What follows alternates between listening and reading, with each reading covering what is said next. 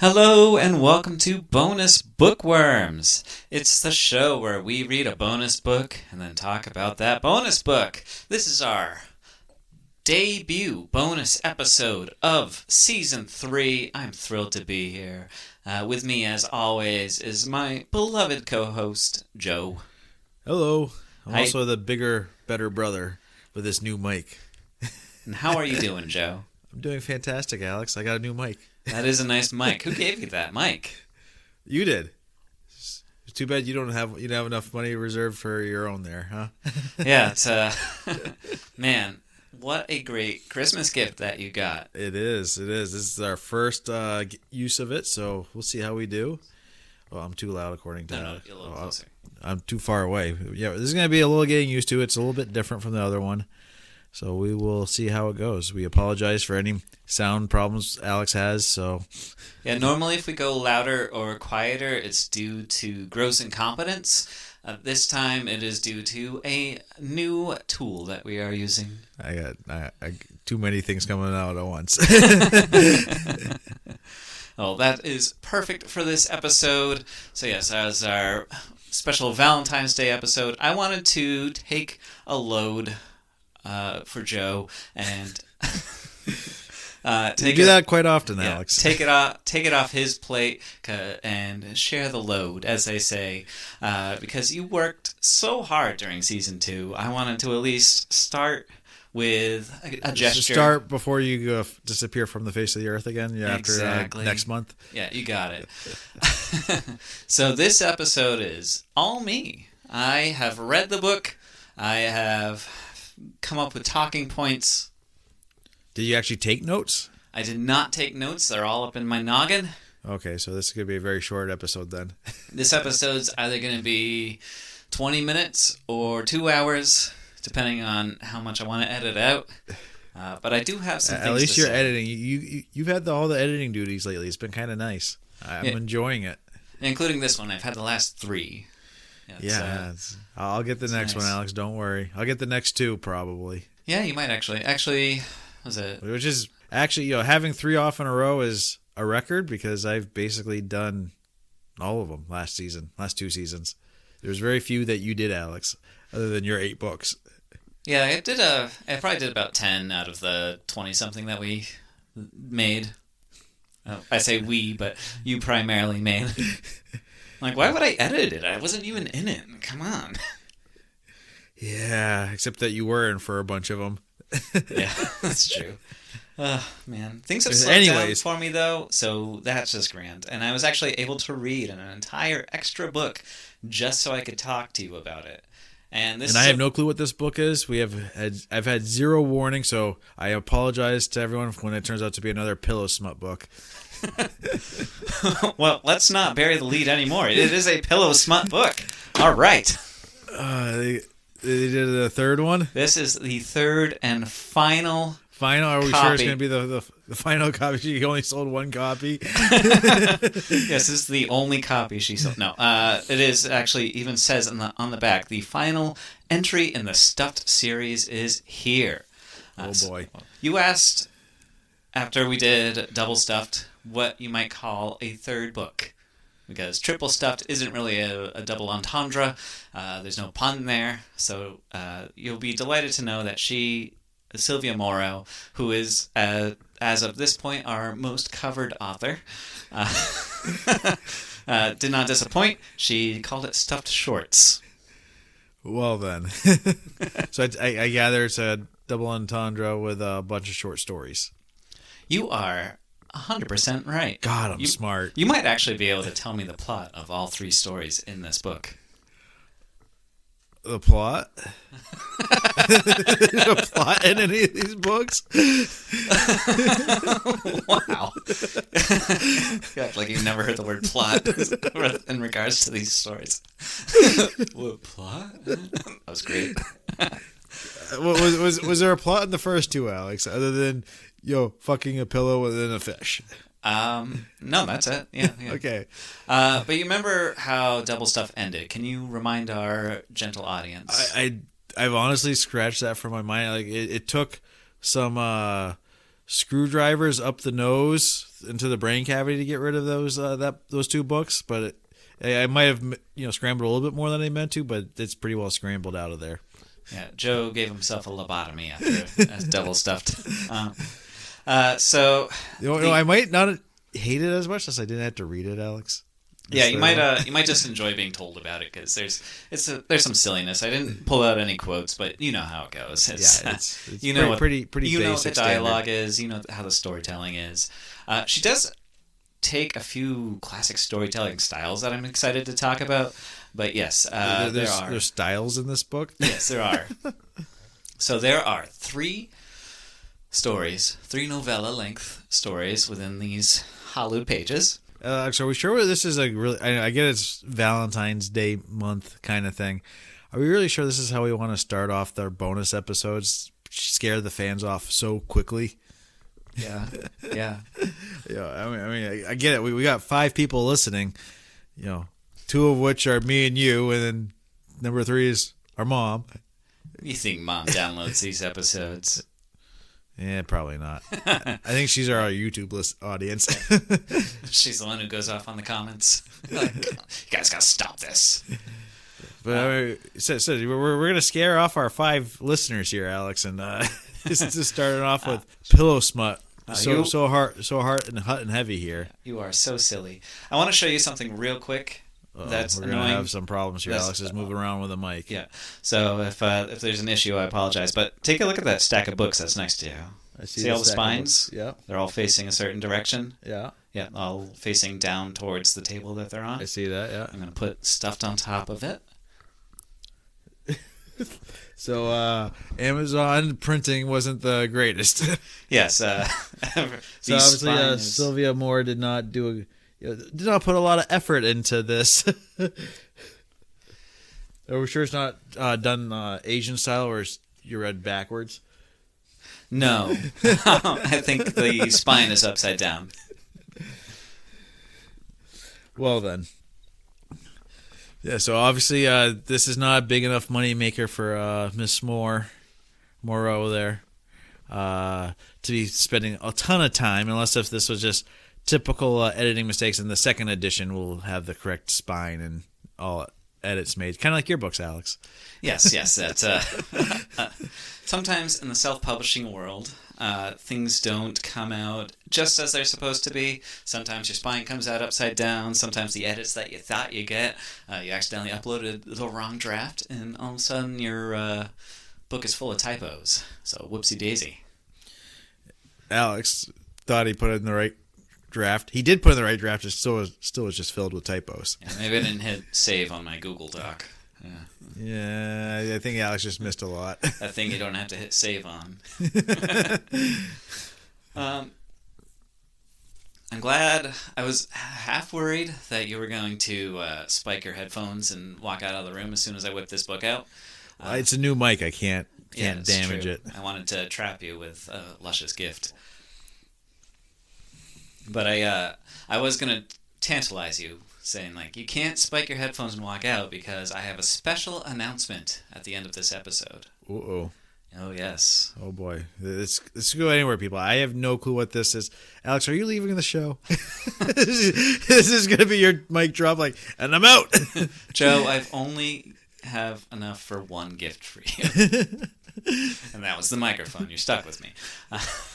Maybe. Right. Let's get into the book, though. Okay. All right. Okay, here we go. Take a deep breath. Stuffed Shorts. This is the back of the book. Stuffed Shorts features 3 novellas, each from a different feathery friend. The blanket, the phoenix, and the pillow come together to tell stories of life, death, and all the love in between in the sentient send-off. The novellas included are Marlin. Whereas Ori was raised on sexy anime and video games, Marlin was raised on cartoons meant for preschoolers. They don't have a lot in common, except the whole killing bad guys for their loved ones thing. The Phoenix and the Goose. Ori and Marlin's origin story features a phoenix, shifter, and his human fated mate. Be warned, this does not have a happily ever after. Seriously. Finally, we have stuffed up. Ori's obsession with defending Anne's life finally goes one step too far. The crew must go on a road trip to find a mysterious cure to fix him. Along the way, they'll learn a lot about themselves, the world, and what it means to be alive. Oh boy, riveting. Oh yes. Alex, why do you like these books? I really I don't. No questions until I'm done, please. I don't know what it is. Every time I read a book like this, I've read a bunch now. They always just stick with me. I don't know what it is. I can't get enough. They're fun. They're funny. They're truly unique in their delivery. It's just it's bad writing done well, and I just can't get enough of it. I mean, you've read some of the 372 pages books, right? Yes. Are those books so bad that they're good, or is it just these books are so bad that they're good? I'd say these books are so bad that they're good. A lot of the stuff they cover in 372 pages are just like joyless romps that those two guys have to work to make funny and find something that they can make an entertaining product out of. Like Digital Fortress, if I just read that book, I would have been like, this book sucks, and then like thrown it away and forgotten about it immediately. But I also listened to that podcast as I read Digital Fortress, and it elevated both the podcast and that book into something entertaining, because I was feeling like I was roasting a inferior product with the guys from Riff Tracks. It was great. So what you're saying is everyone should pause this episode right now, or right once I'm done speaking here. Pause the episode, read this stuff book real quick, and then turn it back on, because it's gonna enhance our podcast and the book. Well, I chose this book because I assume they already read it. Alex, I don't think anyone's read this book but you. I mean, maybe I'm wrong. Maybe Goodreads has about 10 million reviews on it. Alex is gonna check now. Give me a sec. I was so secretive about this book, I didn't even add it to Goodreads. Wow. I did not want Joe to know I was reading it. If you added that, I would have been like, son of a bitch. I would have known. All right. So let's see. I'm gonna cut this. So while Alex is looking for this, pause now so you can get this book shipped to you and read this before you finish this podcast. And we're back, Alex. What have you found on Goodreads? All right. So Stuff Shorts has a 3.43 rating out of 63 ratings, and with 21 reviews. Okay. Most of them are either 26% 5-star and 28% 3-star, with only 4% 1-star. Well, if you've made it to book 3, obviously there was something in there for you. There's a great quote here, 2 stars. It says, "What the fuckity fuck was this series?" I think that's a good summation of the Stuffed series. Okay. All right. So, you remember who Marlin is, right? Yes. Marlin is Ori's brother. Yes. Ori, of course, the living pillow. He's sucked the life out of people, turned into a human being. Or a humanoid. Yeah, if he can't suck out too much life, because then he becomes human, which then Ori does not want to touch him because she has a phobia of touching human skin. Yes, Anne does not want to touch human skin. She's a germaphobe. It makes her wildly uncomfortable. But she loves Ori, and in the last book, Ori had he intentionally killed 2 people right in front of Anne. No consequence. But even greater travesty, they shattered their fish tank, and the only way to save the fish was to turn him into a human. His name is Carl. Great guy. Very beta kind of guy, right? Yeah, he was a beta. Because get the joke, Alex? Because of the whole beta fish and the Omegaverse. In the Omegaverse, he was the beta. Yes, he was the beta. There's surprisingly little Omegaverse in this book. Because it was pretty well done to completion on the last one. Oh, yeah, there's a lot of completion. So, at the end of Double Stuffed, if you remember, Ori, for Christmas, had gifted Anne a phoenix flame and a map. Okay. And he said he had discovered the secret to eternal life, because he is destined to live forever. However, Anne and Carl are still mortal. And that left us on a cliffhanger. and because he does not want to go without them in his life. So he wants to He find a way. he doesn't want them to get old and wrinkly and kind of not pretty Yeah, anymore. he has saggy boobs and balls. It's a big thing. It's all very superficial here. This romance. Yeah, scales falling out. But before she leaves us waiting, though, because she decides to start the first 50 pages with Marlin's backstory. And it starts off pretty intense. It starts with a guy named Charlie. His backstory? Wasn't he just a fish? No, not Carl, Marlin. Oh, Marlin. Okay. Ori's brother. Okay, that's right. Yes. So you'd think a guy named Marlin would be a fish, but no. He's That's not how it pillow. works. Yes, he is a blanket. A blanket. Okay. Yes. He belongs to a child in an orphanage named Amani. And so he's a quilt that Amani has. And the story starts out really intense. Like, there's... she begins all the stories with like little spoilers and content warnings and stuff like that. So there is a scene where Charlie is on the run with Amani. Charlie is an employee at an orphanage. He's on the run with one of the orphans that he's trying to protect. And they're fleeing to one of Charlie's old boyfriend's abandoned cabins. Charlie, a boy or a girl? Charlie's a boy. Yeah, there's about to be some gay shit. It's awesome. Just checking. Yeah. No, I'm nothing against that. I'm just because it can go. Charlie can go either way. So let's just get this clarified early. Yeah, it was not clear to begin with, and I actually thought Charlie was a girl to begin with, but it's because Supernatural, Charlie was a girl. Very true. Yes, Felicia Day. Yep, Felicia Day. All right. One of my favorite all-time redheads. Hell yeah, she's great. So there's a really intense first chapter where it's like on the run, high intensity, and then like the next chapter goes to Marlin's point of view, and it's oops, I didn't expect that to happen. And she does that throughout the book, where she'll set something really intense and then just like immediately undercut it with a bad joke. It's great. But it turns out someone else at the orphanage had come into Amani's room with the intent to cause her harm.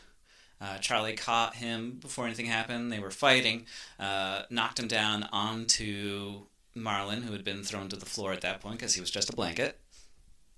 Marlin used all the powers he'd gotten from sucking the life force out of bugs and stuff to wrap himself around the bad guy and just suck the life completely out of him. Okay. So Charlie had also stabbed the guy at one point in the arm, but he thought he killed him, so that's why he is on the run with Amani. Okay. They get to the cabin, put Amani to bed, and then Marlin transforms himself into a man. And there's no kitty stuff going on here, is there, Alex? They stop a kitty stuff going on. Okay, thank God. Yes, that's what happened. But beyond that, things move pretty fast. It's only a 50-page story, and it covers months. So it's just like Charlie watches Marlin transform into a human, and then next thing you know, it's 3 months later, they're all living together and posing as a happy little family with fake IDs. Okay. And then we find out that Charlie and Marlin have been secretly harboring feelings for each other, and they're nervous to act on it because they don't want to ruin things with Amani. But eventually they both cave, and they have a very tender romantic scene together. It's very sweet. Okay. I didn't realize Silvia could do tender. Yeah, I thought it was just hot and heavy and heavy-handed. Yeah. There is only one plot hole in this. They keep making repeated jokes about Marlin not being able to get wet because every time he gets wet, he gets all soggy and gross. However, at the end, he gets covered in cum twice. So it's and nothing bad happens. Yeah, I mean that was always kind of a plot hole with Ori and Anne too. Oh yeah, we'll get to that later. It's kind of a nothing burger almost. It ends with them saying they're gonna go have dinner with Ori and Anne and Carl, and that Ori is obsessed with the map that Marlin had somehow procured. Doesn't get into how Marlin got the map. Not really. He just has a random map that says, "Hey, this is where our feathers came from." Yeah, he was given a map, and he doesn't really know what it has to do with anything, and so it doesn't really like give a location. It's just a map with like an X on it, and they don't know where the map is a place of or where to start looking. So how does Ori know that it's a Phoenix map? He does a lot of research. Okay. Yeah, if you remember, he was doing a lot of background stuff and double stuff, and involved him finding a way to get a Phoenix Fire and the map. And part of the map was discovering he had the brother, and yada yada. So that is Marlin's backstory. Okay. Yeah. Weakest part of this whole story is Marlin, just so you know. Because you think he's going to come in here somehow or another. No, he's just a deus ex machina to get the map into Ori's hands. Okay. In the third story, they go on a road trip, and you think, like, oh, they're all going to come together, they're going to learn to bond and be a family, but then Marlin's like, no, I'm going to stay here. Well, then. Yes. Now. This is riveting so far, Alex. Yes, all right. I am glued to my seat, eyes wide open, trying not to snore. That's what I thought. That's what I thought when I read the first one. This first one's not a good way to set up, and it also, if you ask me, does not stand up to the rest of the quality of what Silvia Morrow is able to do. So it gets more intense and sexual in the next two stories, is what you're saying. Yes, the third book especially is very sexual in nature. Okay. Which you wouldn't think it would be. You got to build up to that tension, I sure am. This second one, Silvia Morrow really wants you to make sure that you are not reading a romance this time. You are reading a tragedy. A tragedy. So she has a whole friggin' 2-page trigger warning thing. Well, you gotta love a good trigger warning. She also include, in case you didn't want to read it and be upset about what happens in this story, she includes a brief summary in the back, so you can just kind of read the important notes and carry on to the third story. But it's what you read is important to set up the final story, so you have to read the middle one to get to the last one. This one is about where Ori and Marlin came from to begin with. She says more backstory. Yes, you get a lot more backstory this time. This one's a lot longer. It's about 80 pages. Okay. She says, I need to make it clear the story's a tragedy, not a romance. It will end with the death of both main characters. This is not a spoiler, as the basic plot has already been explained and stuffed. However, you must know the basic characters and summary of this story to best enjoy the final stuffed story. Stuffed up. I will post a page that contains an entire summary, yada yada. And then there's also the content warnings, which includes cheating, a pet harmed, death of main characters, no happily ever after, main characters getting badly injured, awful death, sex, kidnapping, murder, burned alive, loved one being eaten, description of how an animal is butchered. So those are the things you got to watch out for. If you're squeamish about any of that, skip this one and go straight to Stuffed Up, okay? Okay. Can I just skip to the end here? So I'm not saying that Silvia Morrow is a Star Wars fan. However, she did name the two main characters in this section, Luke and Lara.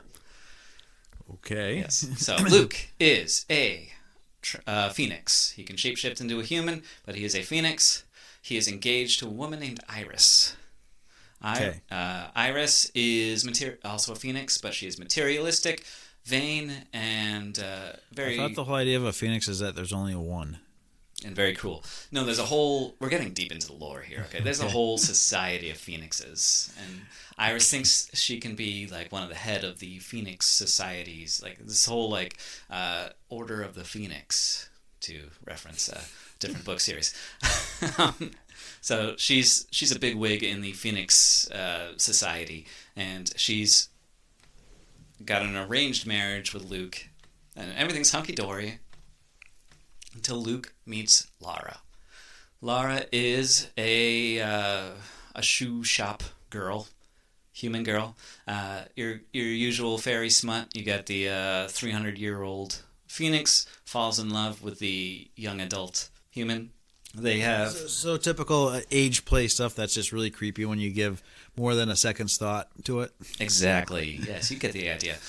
They have some of the worst back and forth texting in this book of what makes a romantic texter. Things like she keeps calling him cutie and blondie and stuff like that, and he's all like, "Oh, I was like, oh, you're calling me cutie, not blondie anymore. You must really like me," and stuff like that. Yeah, it's but they set up a date. They have a good time. They go to see a movie, and eventually they make love. And again, it's very soft and tender this time because it's true love. So what was Ori, Ann, and what's the fish's name? Carl. Was that not true love? No, there's true love there too, I would say. But but it's not sweet and tender. It's just hot and romping there. Yeah, there's a little bit of both. I think if you got to kind of peel back that first layer of sex slime. I'm sorry, I forgot this is an onion. That's making me cry, not just a horrible story. Exactly. This is a very ripe onion. So Luke tries to get out of the arranged marriage, and he can only do that if he proves that true love conquers all, that kind of concept. So the only way he can get out of his arranged marriage is if he proves he has true love with Lara, which he is able to prove by sleeping with her, as as one does if you want to leave your fiance, and so just cheat. This is the simple answer. As the Psycho Stick song goes, orgasms equal love. But however, Iris, we see a quick display of her powers where there's an annoying little chihuahua. This is where the harming of an animal comes. There's a harming of a chihuahua. Is a chihuahua really an animal? Yeah, you got a point there. She's annoyed by it barking, so she grabs it and turns it into a fish with her transforming powers. That's the thing you got to watch out for if you're worried about poor Louie the dog getting transformed into a fish. Does Louie then become Carl? So that'd be a nice full circle. I will say Louie does make an appearance in the third book. Okay, yeah. But not as Carl. Not as Carl. No, Carl is a goldfish, and Louie gets transformed into a koi fish. Oh, okay. Yes. Yeah, so a little bit larger. Yes, exactly. Otherwise, same basic function. So anyway, Iris finds out that Luke has been cheating on her. Okay. And she goes and drags Luke to the shoe store. Luke goes in first. Lara sees him, runs up, gives him a big old hug, says, "How are you, my silly goose?" And then in walks Iris. And the last kind of POV we get from Lara is that she realizes that Luke is a dirty cheater because he was engaged to somebody who's now confronting her about it. And so there's some clear hurt and betrayal. And then Iris, in all of her anger and obsessed with the term silly goose, transforms Lara into a goose. Okay, I thought she was going to just burn the whole place down, and that's why they are phoenixes other than the girl, the human girl, so thus she would have gotten the feathers plucked. Yeah, that's not the case. It gets worse, though. Don't worry. Oh, okay. She also takes away Luke's ability to shapeshift, so he turns back into a phoenix. So he's about 4 feet tall, 6 feet wide, big flaming bird. He's also covered, as a human, he's covered in bird tattoos, feather tattoos, and Lara sees that and doesn't think anything of it. She's like, "Oh, cool." Yeah, that would be kind of strange if I saw a person just completely covered in feather tattoos like they were an actual bird. That's because you don't have true love with a phoenix. I'm okay with that. So anyway, Lara... You were... Sorry to change the subject here a little bit. Talking about controversial authors here. Neil Gaiman's one of his short stories about the people that are eating. You remember that story? Where they eat the phoenix and everyone burns up to a crisp except for the one guy. I don't remember that. No. I forget which collection it was in, but it was one of his one of his first 2 collections of short stories. Sounds like one from Smoke and Mirrors. Maybe, yeah. It was one of the better ones, I thought, when I originally read it. But that'd be you should check that story out, Alex. Okay, it's interesting. I've been meaning to give Neil Gaiman another go at some of his stories. Yeah, you could give someone that's quite perverted also a little bit more of your money. It's like I don't know if I'll absorb any new content, but I already own the books. Oh, you already own the books? Okay, yeah. So that's okay then. Yeah, that's fine. Yeah. It's okay to read that kind of stuff if you already have it. Yeah. So like all those R. Kelly albums you already had, Alex. It's okay if you keep listening. I own exactly 0 R. Kelly albums. Or the Bill Cosby comedy albums, all those ones you still have. What a heartbreaker that one was. Anyways, I digress. Yeah. Oh gosh, I'm gonna have to go to now I gotta wait for my next Diddy concert. Go stand in your corner again, Alex. Jesus Christ. The spiked paddles over there, you can go after yourself there for a while. At least we still have Joss Whedon, right? Oh, damn it. Anyway, Lara flies off in her hurt and betrayal, and Luke gives pursuit. Lara, I forget exactly what happens. It's weird. I don't know. It gets a really kind of wild here. But Lara kind of gets injured, and winds up on a goose. Oh, she gets hit by a truck. That's what happens. She gets hit by a truck that is carrying farm geese that are being taken to slaughter and to be plucked and sold as meat and feathers. And the farmers are like, oh shit, we hurt one. I don't know. And that also injured some of their birds. So they're like, oh, we'll take this one with us. And so they throw her on their back and they drive off with her. And Luke's trying to find her. He's flying around. He's connected to her, kind of like I don't know, just any love story. They have this weird metaphysical connection. So he's able to kind of track her, but he can't quite find her. And by the time he finds her, it is too late. She has been killed and plucked, and is currently being prepared to be eaten. And in his grief, he sits on a fence post. He catches. Sorry, another interruption here, Alex. You ever have you watched the? I believe it was on Netflix for a while, anyways.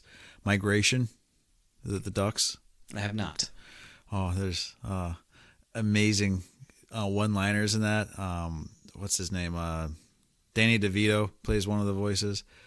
But at one point, they're in. They're ducks, supposed to be non-migrating ducks, but they're migrating because all these other ducks are, and they're like, we're gonna go on an adventure. At one point, they get sidetracked in New York City I think it was New York City it was New York City at a French restaurant, and they're looking through the window, and they're like, and one of the kids is like, Dad, what's that? Like, duck l'orange. What's that? You with orange on top. There you go. And Again, I digress. Yeah, that's you what go back happened to the story. Yeah.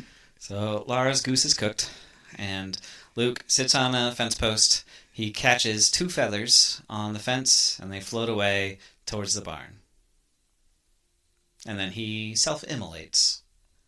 So he lights himself on fire. He does not trigger his regeneration that phoenixes have, and he dies.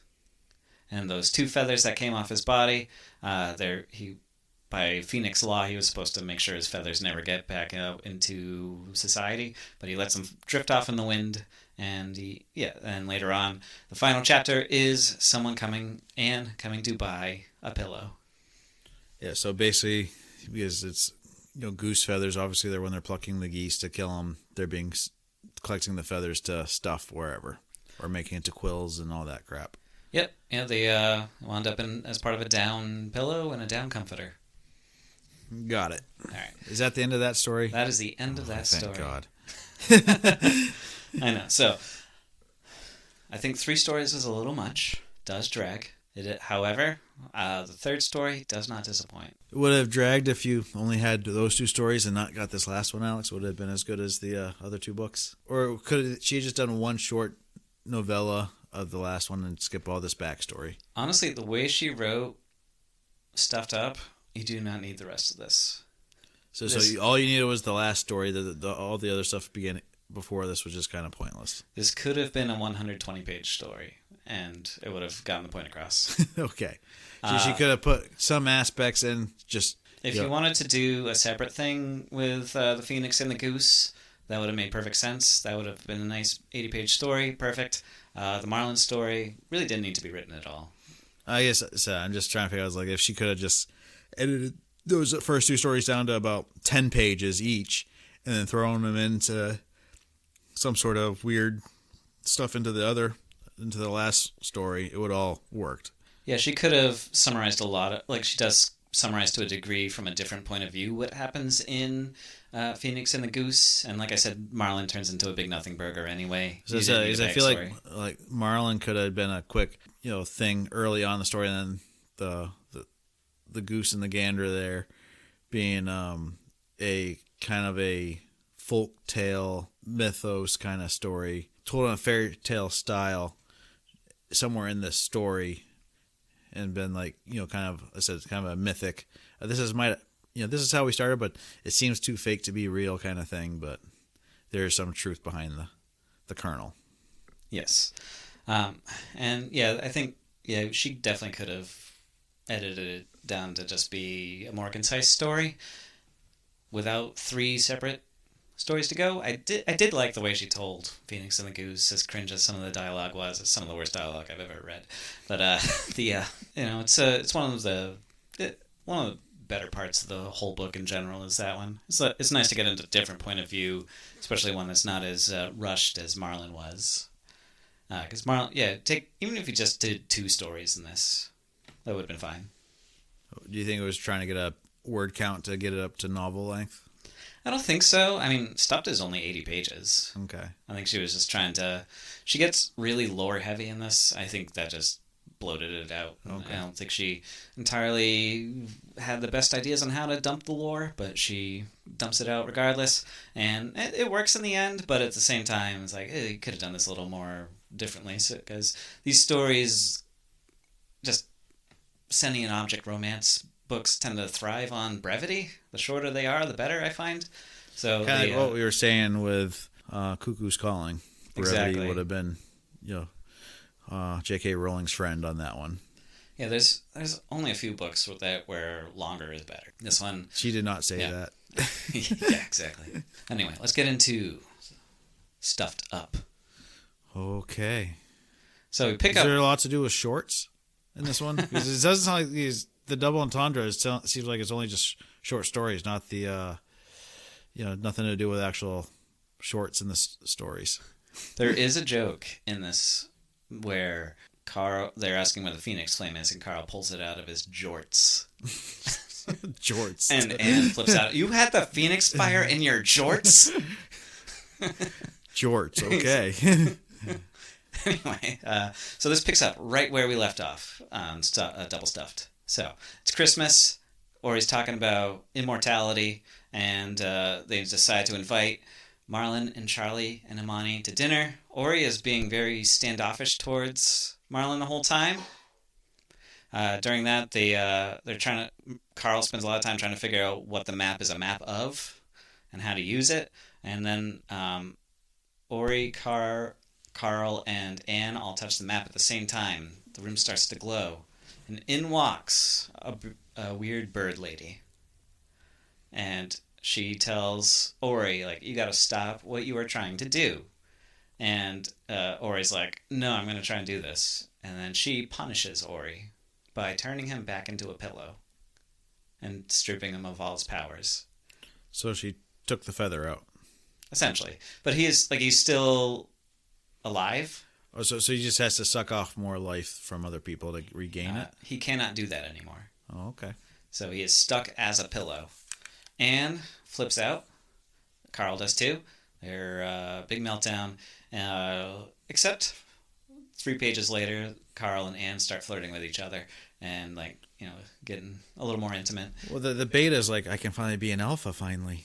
Oh, you're good at this. So they find out that the map is a location in El Paso, Texas, which is where Phoenix and the Goose takes place. I forgot to mention that.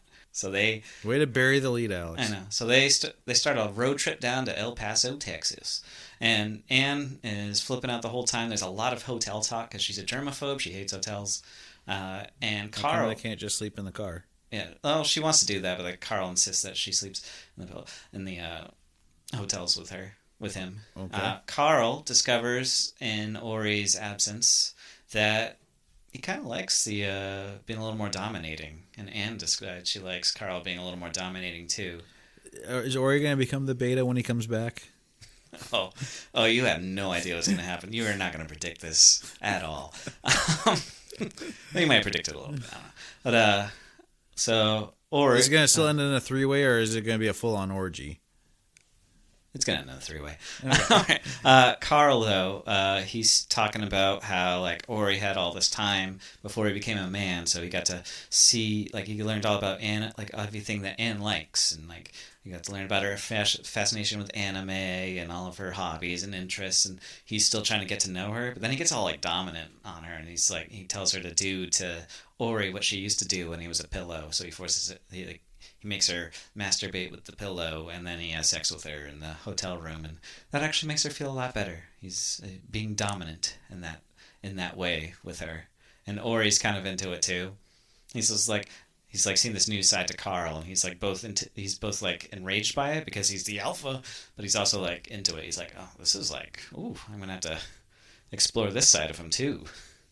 And so yeah, they all they curl up. They got Ori in between them as they sleep, and then they continue their road trip, and they get down to Texas, and they keep having to stay in shitty hotels. Eventually, they make it to a hotel that is entirely run down to the point where Anne does not want to stay in this hotel. It's the middle of the night, though. They have nowhere to go.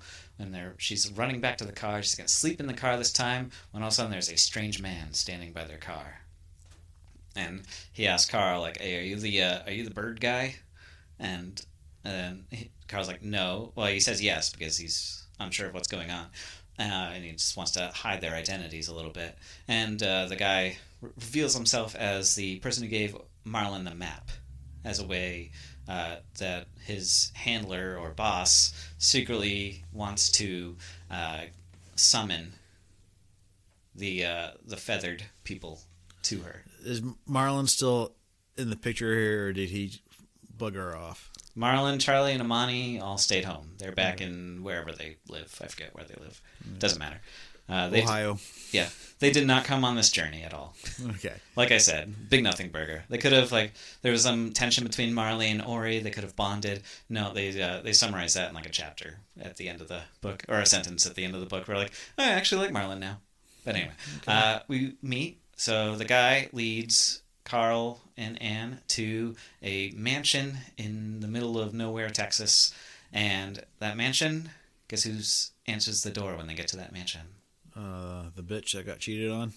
Iris, okay. So the one that turned Ori back to a pillow. She did not. That was actually a different creature entirely had done that. We also get some lore as they travel down, because they get pulled over at one point, and the officer that pulls them over is actually a griffin. And apparently Texas is full of phoenixes and griffins and all sorts of they do have a very lackluster endangered animal as pets laws down there, I believe. That is very true. You can basically buy any animal in the world and have it as a pet in Texas. So that does not surprise me that they have a bunch of mythical animals just hanging out there as pets. Yes. Sexual pets, it sounds like. Oh, yes. So we find out, we see Iris, she is vastly diminished in her stature. She's pale, she's wan, she's weak. She invites them in, and she tells them her story. So after Luke had burned himself alive, she found a true love of her own. And when she presented her true love to the Council of the Phoenixes, they told her she had to disclose what happened to her previous relationship. So she had to tell her lover that the last guy she loved, she got that guy's true love killed, and then he burned himself alive. And he leaves her. He says, "You don't deserve love," and he leaves. Even though she was, in a sense, a little bit of an overreaction, but not atypical of magical immortal beings. But what's his face did cheat on her after all. So her righteous anger was semi-justified. Yes. And as immortal beings tend to do, they overreact and ruin a lot of lives around them. So, I guess it's par for the course here, but...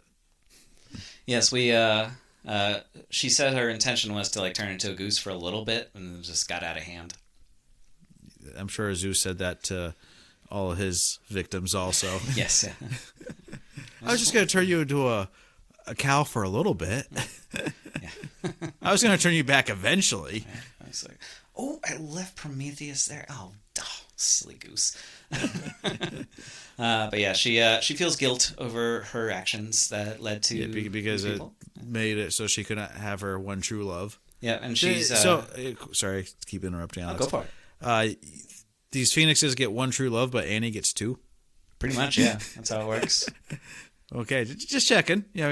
She gets two, magical beings as true love, but the phoenixes only get one. That just seems kind of like a rotten deal for the phoenixes. I can see why they're so bitter that they get one shot and this stupid little girl that's afraid to touch humans gets to. Yes. And they ask her, like, can you fix Ori? And she says, yes, however, I willfully gave up my Phoenix Fire, so I don't have the power to do that. If I can get my Phoenix Fire back, then yes, I can revive him. And at this time, a Chihuahua runs into the room, a very old Chihuahua named, whatever the fuck the dog's name was. So she had gone back and resurrected the dog as well. Louis, that's what his name is. So she was pet sitting Louis at the time as well. So we know Louis is okay. So if you're worried, listeners, if you're worried about animal abuse, don't worry, the dog is fine. The rat is fine. Yes. However, and that's when Carl whips the fire out of his How jorts. does Carl get the fire? He just has it in his pants? Ori had come across it at some point. Okay. I forgot the entire backstory. I was getting kind of rushing towards the end here. I'm like, all right, 250 pages is too much. Ori had gotten it in a black market trade, basically.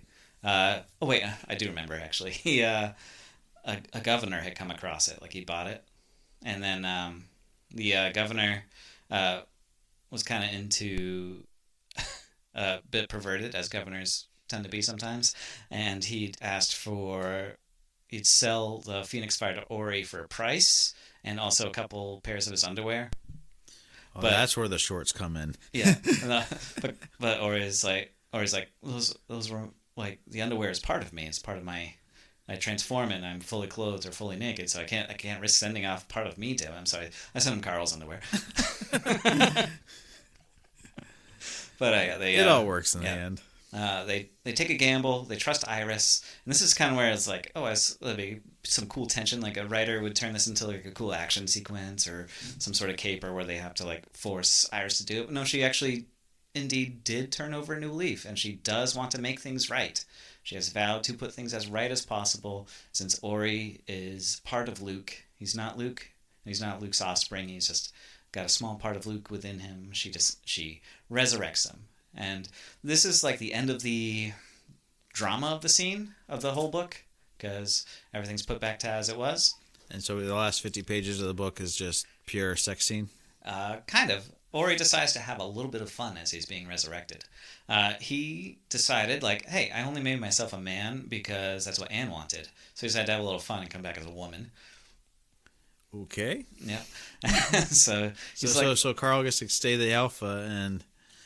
Oh, yeah, there's a whole scene where, like, she is standing outside with Carl, and Carl tells her to run. And then he chases her into a clearing, and they have a raucous sex. Okay. Don't worry. Carl getting a little revenge for when Ori did the same to him? So there's a fun little back and forth. Like, he's, like, doing her from behind, and he, like, leans into her ear, like, do you like that, you little beta? And then she gets pissed off, and she, like, flips him onto his back and just, like, starts riding him and stuff. It's funny. Okay. And then they both finish. She still ejaculates feathers, so his dick is covered in feathers when she pulls off of him. I gotta imagine Ori's getting awfully thin there, losing all them feathers every time he ejaculates. She ejaculates. Yeah, I don't know. I don't know. I feel like there should be more lore. Like, how does he replenish? Does he have to go to the down store? In town and restuff me, please. They're like, no, sir. But I'll bend over. Just put them up the anus. It's okay. Yeah. But yeah, then they go back to the mansion. Anne's in the shower. They surprise her in the shower, like, hey, how's it going? And then she's how does Anne take the competition of another lady? She's cool with it. Okay, not phased at all. Yeah, it's kind of funny, like. She's like, what were you two up to? And Ori's like, nothing. And Carl's like, we just had sex in the woods. I'm glad Carl keeps that same voice of a dweeb and a boob. Yeah. And then they have a three-way. Ori goes down on Anne while Carl hits her from behind, and it's a good time. Okay. Yeah. And then they all come back home. Ori transforms back into a male, and this is where we get the. He finally learns his lesson, because he hasn't really changed much throughout these three books. He's just he's all about Anne, but he's also incredibly, like, he's a huge simp, but he's also incredibly selfish. And he was talking to an old lady on a bench, and he learns about death. Did he have a box of chocolates? It's essentially a box of chocolates scene. She tells him that he's like, "Oh, my husband's been dead for 40 years." And Is that why you got the scythe on the cover? yeah. He has a little like internal conflict where he decides like I can't make like he tried to make Anne immortal, and like he realized he can't make her immortal, so he finds a way. He summons the bird lady again. I gotta look up what her kind of bird. I'm not gonna do any more research on this fly. Yeah, this has gone on long enough, Alex. Yes. So let's just wrap it up here. Yeah.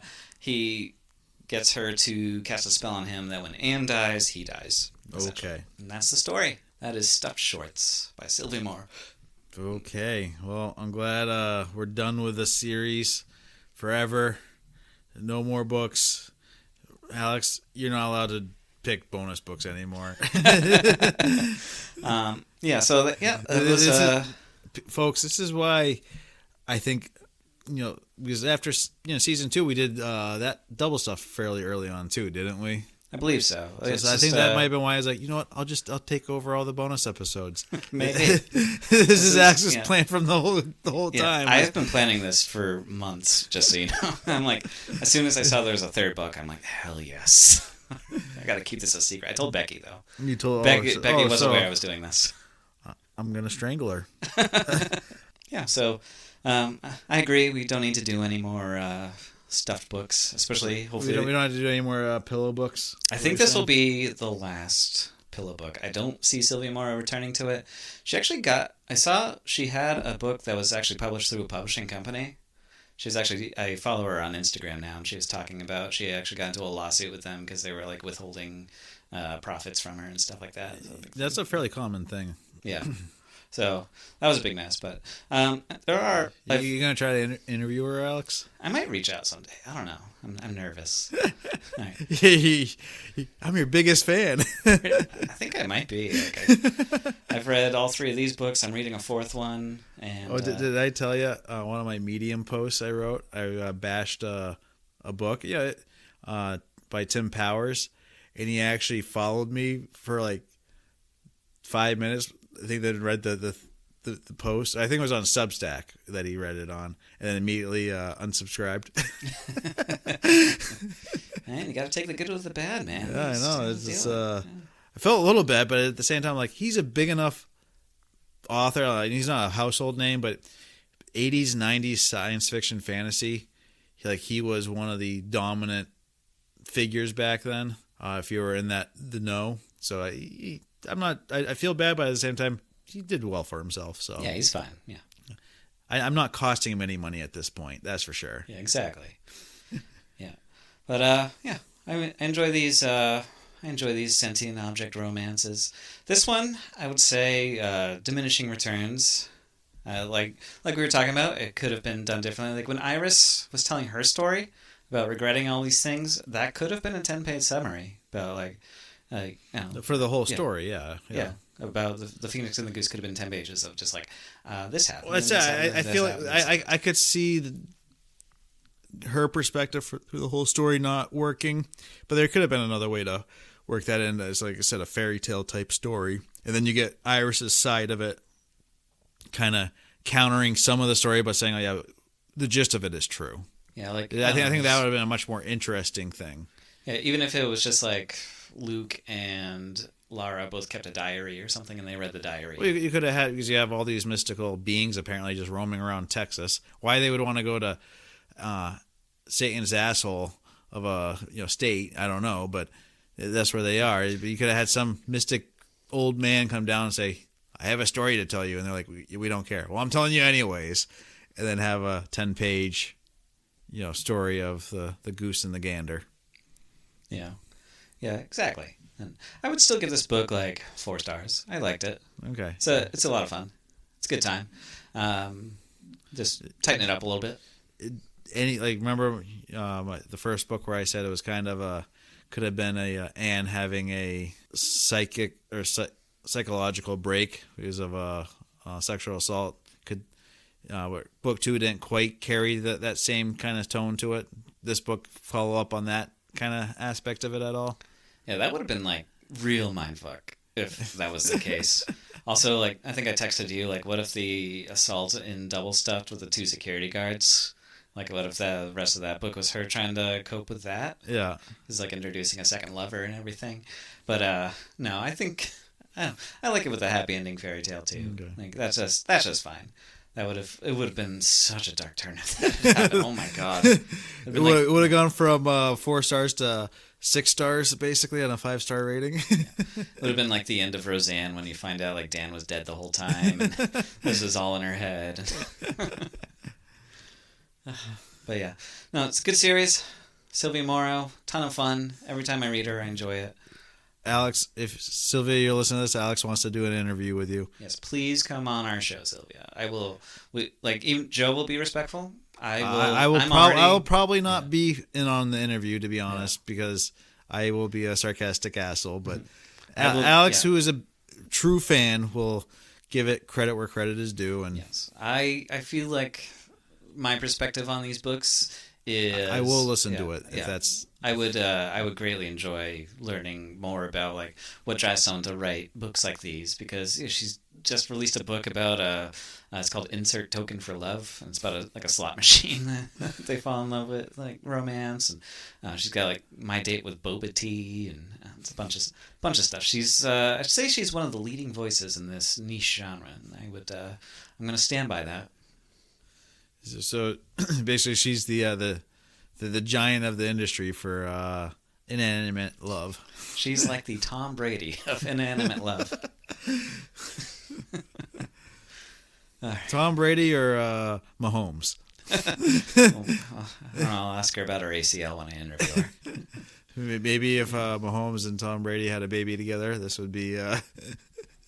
Yeah, I think Mahomes is just setting himself up for comeback player of the year next year. Oh, that's all he's doing. Yeah. He had such a horrible team this year. He had we'll get an injury here late season, so I can blame it all on that, and then I'll come back and win it all again. Exactly. Yeah.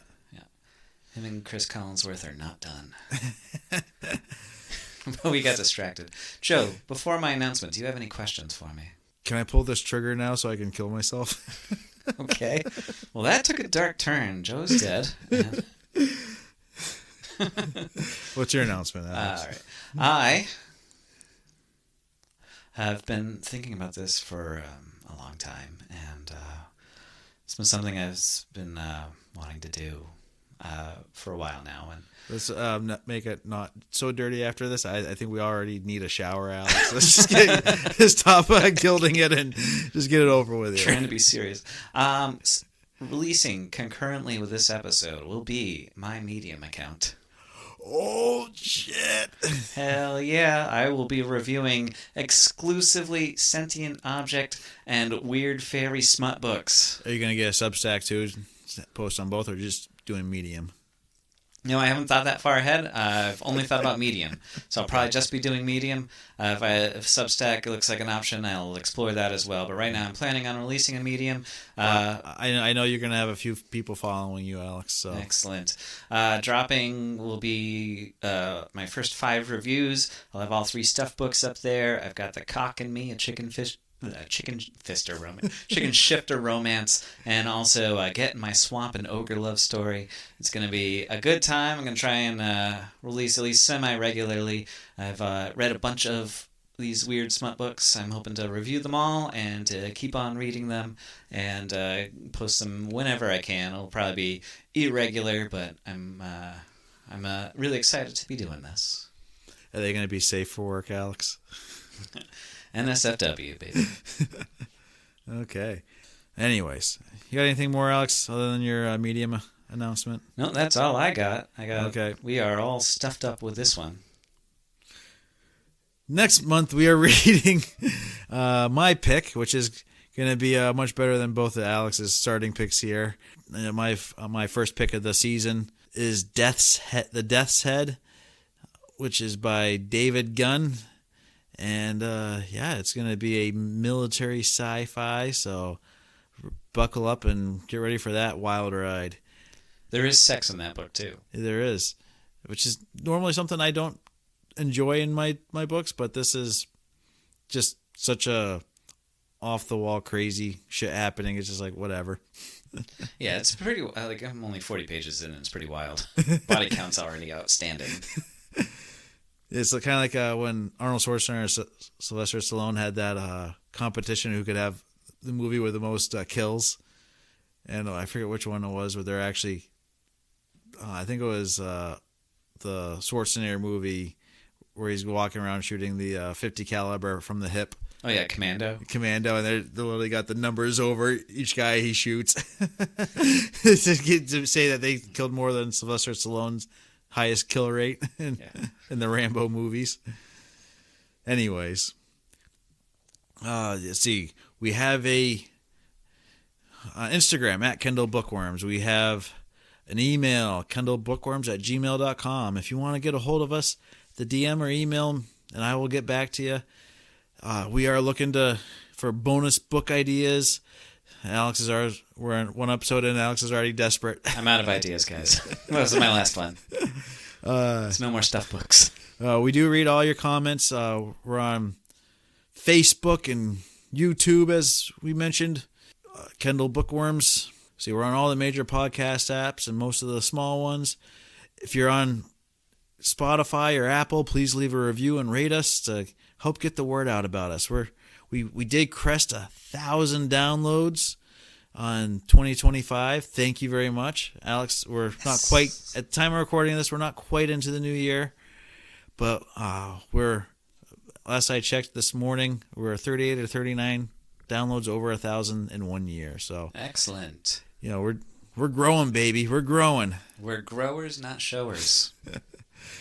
And let's see, what else do we got?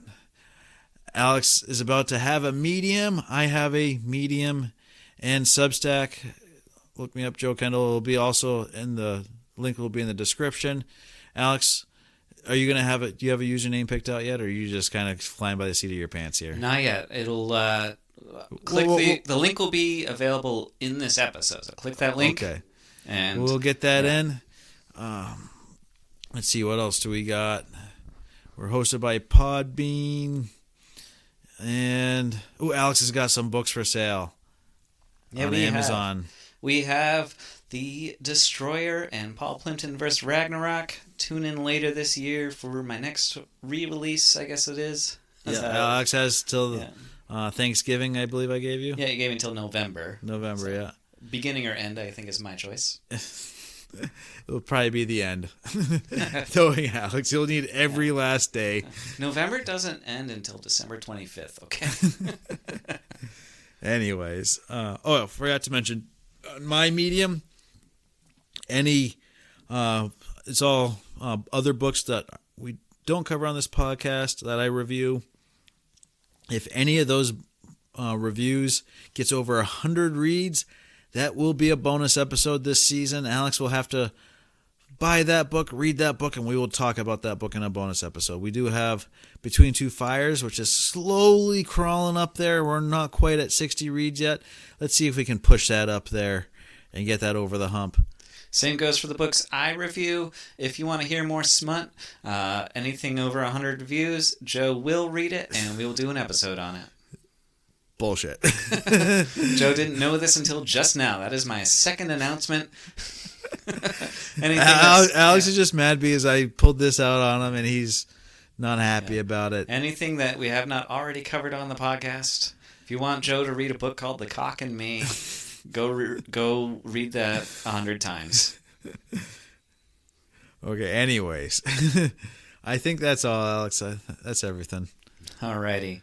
Well, that was Stuffed Shorts, Silvia Morrow, our most reviewed author on this podcast. We're going to have to change that as fast as we humanly can, because that's just embarrassing. Thank you, Silvia. Always keep writing. You are a delight. And are you going to read her other books, Alex? I'm currently reading Dead Emma by her, and it's very good so far. Okay. Yes. Okay. This is the one that got a publishing deal. So. Oh, she's actually got a full publishing deal now. Yeah, this is the one I was telling you about, where she had a lawsuit. Okay. So I think she pulled it, and she's going to re-release it independently because she had a bad experience. But I got it while it was still a publisher. So she didn't get her money from you on that one. Nah, probably not. I'm afraid not. I might have to buy a second copy. You dirtbag, you. I know. I Giving the didn't know. publishers all the money. I didn't know. I'm sorry. I didn't know. I didn't know until a few days ago. Okay. But yes, it's been a good time, Joe. I'm looking forward to another year with you. I don't know what we're gonna do for next Valentine's Day, but we'll find something special. Okay, I will get the handgun ready again just in case. Okay. Yeah, he's had one pointed at me this entire time. Alrighty. Well, until next time, I'm Alex. And I'm Joe. This has been Bookworms. Out.